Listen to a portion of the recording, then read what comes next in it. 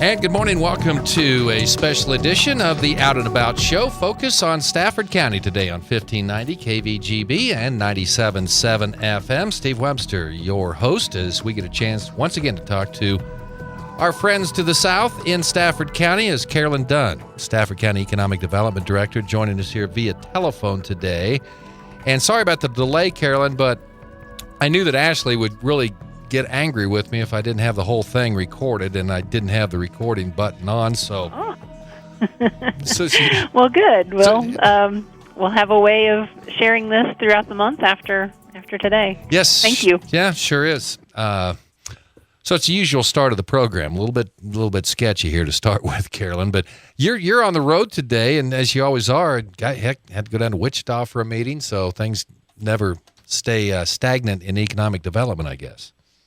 Well, we try. We have to beat the bushes, and so, yeah, all three of us are kind of in different directions today. Okay, let's go ahead and talk about a few things today, and we want to Bike and Build. They were here on July 3rd, and how did that go? That's been a valuable relationship between the Bike and Build people, and kind of tell me about that Bike and Build again, and what they do when they come to Stafford County. How did it go this year? It is a kind of a relationship that we have developed here that I think both of us have really learned a lot and enjoy the interaction of the two organizations. So Bike and Build is an organization based in Philadelphia, and they organize these cross-country bike rides. Typically, the people who sign up for these are college students, maybe recent grads, but they may be. We had people here last month, or July 3rd, ranging from Maine to California is where they were from this year, just all over the U.S., and there were 31 on this year's routes that together are bicycling from the East Coast. They dip their bicycle wheel in the Atlantic Ocean, and then they, over the course of, I think it's about 12 weeks, make their way to the West Coast. This year they'll end up in Oregon and dip their tire in the Pacific Ocean. But they kind of orient the organization toward increasing awareness and funding for affordable housing. So all of the riders that are a part of this, before they go on their ride, they raise a minimum amount. I think the minimum amount that they raise to participate is $5,000. And that money is used to offset some of their expenses for riding across the country.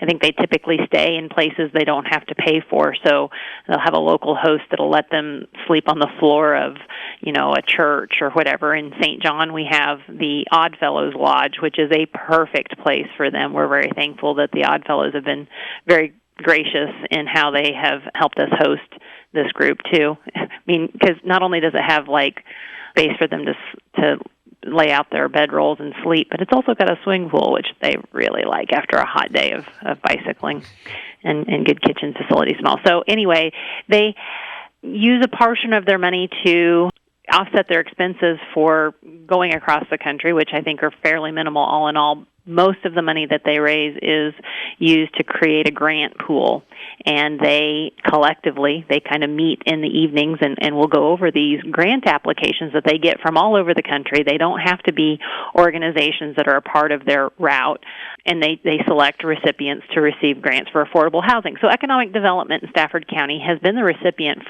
of those grants 3 different years, I believe. But in addition to that, this group, as they're biking across the country, will stop roughly 1 day a week and give a day of volunteer labor to an affordable housing effort. And that's what's been really fun for us. This was the 3rd year that they have stopped in Stafford County, and we have had them helping us with a demolition project, for example, in a house that we renovated in Hudson a few years ago. They helped us with Gray's Studio, which is not strictly an housing project, but it does have a resident artist apartment there, so kind of had the connection there. And this year, we didn't have a housing project that fit the timing of it, so they helped us with our business incubator. We had really pushed hard to have things at a stage of the renovation that they could then contribute to in a productive way. So while they may not be able to do the electricity or even setting up the drywall, they are capable of painting and laying carpet squares and so forth. And so we had a very active day that day and painted the building, which has 9 or 10 rooms in it. We just kind of divided people up, and they went to town with it. We also got carpet laid, and knowing that 31 people in a small space is kind of hard to manage in its own way, we helped the Stafford County Fair Board. They had purchased some used bleachers that needed new boards put on and paint on that too. So we set up a separate group on the outside of the building, and we got that work done in preparation for the Stafford County Fair, which was last week. So it was a fun day. I always love the energy that this type of group brings. They're a part of this because they care about making some type of difference in the world, and they just bring that positive attitude and a lot of energy, and it's fun to channel that into something that is useful for our community. Yeah, it's been a great relationship, and again, they were here this year. I do have a question, then we'll get back to the So when they're in St., did you make them ride their bikes to Hudson to do that work? Or did no. You, well, no. Okay, all right, good. This year we were working in St. John, so there wasn't even that level of coordination. But no, we had, I think the year that we worked in Hudson, we actually had a church bus Trinity Community Church in Hudson let us use their church bus for the day. All right, you didn't make them walk. That's good. No. Okay. We're talking about work on your remote workspace, a business incubator, and you're going to have an open house for this, Carolyn, August 15th from 11 to 6 p.m. Tell me what's going to be going on.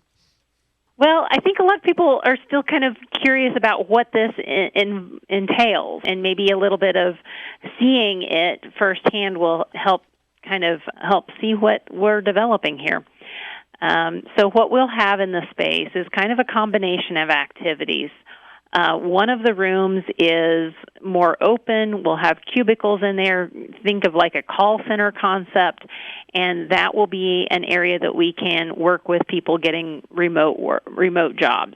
We'll have a training program and some services that are to assist people in finding remote work because, there's thousands of these kinds of jobs out there. Not all of them are a fit for any particular individual. We'll help sort through that. What kind of skills are a fit, what kind of what kind of work that someone may be interested in, what kind of jobs are available, try to match that all up.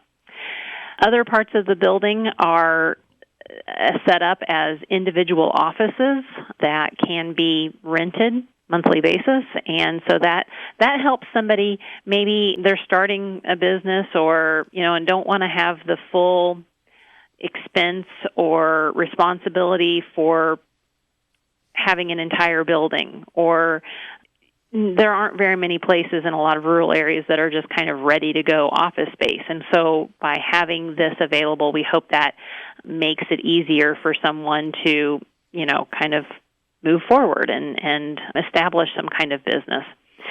So we have 3 different offices that are available there. We'll have a conference room with a smart TV, and it'll be conducive to doing some of the online training that we are bringing in. And we'll also have an area where our 3 AmeriCorps Vista workers will be based. So we'll have a lot going on in this space. Now, these AmeriCorps, have you identified those people who are going to be filling those 3 positions? We have one who is working with us already, Kathleen Norman. She is working a lot of her focus is in helping us set up this space.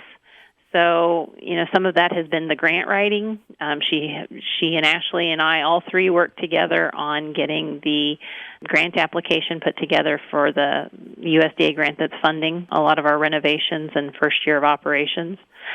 She's been a part of, picking what color of carpet squares we're going to have, what color of paint is on the wall, some of those just technical kind of stuff, I guess, to get the project done. while Bike and Build provided a lot of help the day that they were here, we didn't get everything done that we might have liked to. So, Ashley and Kathleen have been on their hands and knees and finishing the carpet squares and the, some of the just construction kind of stuff that we hadn't lined up for contractors to do. So Kathleen's here. 2 of the positions are still open, and they would work on developing the arts in our community through Gray's Studio is one of them, and the second one would be more strategic planning type work countywide that could include housing and industrial development. Okay. Well, now you have these offices available to rent beginning August 1st. What if someone was interested in that? What should they do? They should give us a call at 620-549-3527. They could also email me at cdunn@staffordecodivo.com or stop by our office, which is in the courthouse annex in St. John. We'd be glad to, show them the options, and they'll be available very, very soon. Carolyn Dunn joining us today for Focus on Stafford County here on 1590 KVGB 97.7 FM. Housing is always a topic that we talk to you about many times, and Stafford EcoDevo doing a partnership, Carolyn, with K-State's College of Architecture coming in the next year. Kind of talk about what's going on with this. Well, we've tried several different strategies to try to stimulate more housing development in our area, and I think what we've kind of come to some greater understanding is that it's very difficult to build new housing that meets the income that is common in our county.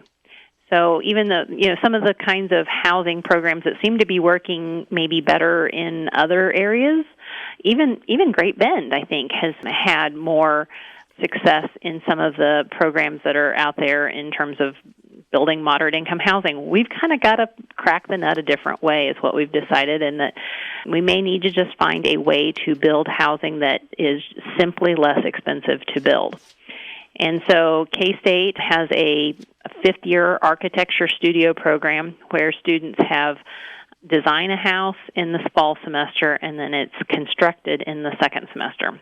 They did this in Kansas City, North Kansas City, this last year, and this year we made the right connection with them, and they said, we think that it would be really relevant to look at the unique kind of challenges of rural areas, and we're very, just very interested, and as were we, in forming some kind of partnership. So the type of house that we'll be constructing in this it'll just be simple. It's not, I say it's a small house, not a tiny house. Okay. It's not the gimmicky stuff that you see on HGTV, at least in my mind is gimmicky, when you're talking about 150 square feet or something like that. No, it's not that, but it will be small and modest. We have one prototype that the professor has developed. It may not be exactly what we end up constructing in the spring, but it will be somewhere around 1,150 square feet with 3 bedrooms and 2 baths, and just a very simple design. It won't have an attached garage, for example. It won't have a basement, but we'll have some of the things that might be very appealing to people in terms of being a more modern, open concept floor plan, and then a big piece of it, too, is the energy efficiency components. So the insulation methods they're using, a leading part of it, but it should be not only affordable to build, but affordable to live in on an ongoing basis. And I know that you're looking at getting USD 350 involved for the Industrial Arts Program? Well, that was we've just started some discussions there, so we're exploring how that could exactly work out. But our school district expressed some interest, and could our students be using this as a learning opportunity as well? And so we're very open to that. So it may be that we parcel off pieces of the project that they can do in the classroom and St. John High School. So, for example, it might be that they build the cabinets for this project, There may be some other opportunities for them to observe or develop some understanding of what the design process is. We're still yet to kind of finalize what all that will be, but I think that there's some good ways that the school district can be a part of it. Yeah, certainly. Carolyn, it's who sets the limits on what affordable housing is and isn't? Because some of these homes, they say, well, this is low-income housing, and then you look at the price tag on it, I don't know, down in Iuka way, $150,000 is in low-income housing. Well, and yes. So some of the housing, I think a house that fits a lot of what we were experiencing, it cost between $175,000 and maybe even up to close to $200,000 to build the kind of housing that I think USDA is funding in the Mays area, for example. The cost, my experience is that the cost of housing isn't as defined by the government guidelines as is what constitutes low income. So in Stafford County, median income is at $47,000. So some of the housing programs may stipulate that you can only make 80% of that to qualify for the incentivized housing. And there are some other programs that allow higher incomes than that. But, I remember the chart. I've just looked at the chart recently. So for that program that allows those making 80% of the average income, so I think that boils down to $37,000 roughly. Mm-hmm. The rent, according to HUD, could be as high as $1,100 a month, which is completely out of line with what market rate is here. So we know we could charge that and make, and have people either interested in the program or really it wouldn't be affordable. It's really just not. So we're trying to find a way to make rental housing in this program that would be renting between $400 and $600 a month. And I think that is more in line with what the market can bear here. Yeah, because it's kind of strange because I mentioned, but apples and oranges really is. I mean, you compare to housing down in the Mays area, right? Right. Right. That's okay. Well, this is really neat. So, I mean, did you reach out to K-State or did they kind of reach out to you? Well, the story is that I happened to be on campus one day. My kids had an activity there, and I had some free time, and I thought, I'm going to just go around to some other departments and see if I can share some information about our AmeriCorps positions that are available, and see if we can find a person that would apply for the program. And there is a program within the College of Architecture that is considered community planning, and I didn't know a whole lot about the program, but thought, one of our AmeriCorps positions is very much oriented toward community planning. Let's go see if we can find some people involved in that. And long story short, walked into an office. A woman said, I don't know that our program's going to be a fit, but my husband does work that he might be interested in talking with you. And that's how that became the case. Her husband is Michael Gibson, who is a professor in the College of Architecture and Design. He kind of has a particular interest and expertise in affordable, energy-efficient housing, which is exactly what we need to be looking at. So that's how that connection happened. And it's always the backstory that's the most interesting thing about these things, and this is going together. I mean, this is pretty exciting, isn't it? I mean, see, you never know how it's going to go, but at least you got something going here, and it's kind of exciting to see where this is going to lead. Yeah. Carolyn Dunn with us here on Focus on Stafford County here for about 2 more minutes. Carolyn, anything else that's going on? Well, I know there's plenty of things going on. It's whether we have enough time to discuss them. But anything else you want to mention here on the show before we have to go today? I put you on the spot for the second straight time in a row. So No. I guess we can remind everyone about the open house. There you go. Our open house will be August 15th, 11 a.m. to 6 p.m. So if you've got time over your lunch hour, we'd love to have you stop by. If you don't have time till the end of the day, we'll still be there. It'll also be at the same evening as St. John Farmers Market, so I guess it's also an opportunity to stop by and get some fresh produce locally. We'd love to show you what we're working on here. Also, if you're interested in one of the three separate, do you have one of those rented? People that need to get in there and find out about that. Same be in there on August 1st. Wow. We have some people interested, but nothing committed yet, so we think it's a reasonable way to, these offices, you're not just renting the office, you're also getting, internet, all utilities, insurance, taxes, all of that. It's just very turnkey, easy place to establish yourself for an office. Okay, if you're interested, give them a call, 620-549-3527. Carolyn Dunn, Stafford County Economic Development Director, with us today on Focus on Stafford County. Carolyn, thanks a lot. We'll talk to you next month as we get ready. It'll be our back-to-school edition. Can you believe it? Wow. Here we are. Exactly. Here we are. Yeah. Carolyn Dunn with us. Thanks to Carolyn for joining us on the program. Again, back next month here for the show. Stay tuned. Coming up, we have news from ABC News. We'll have local news as well, the noon report. Of course, Sports Day at 12:25.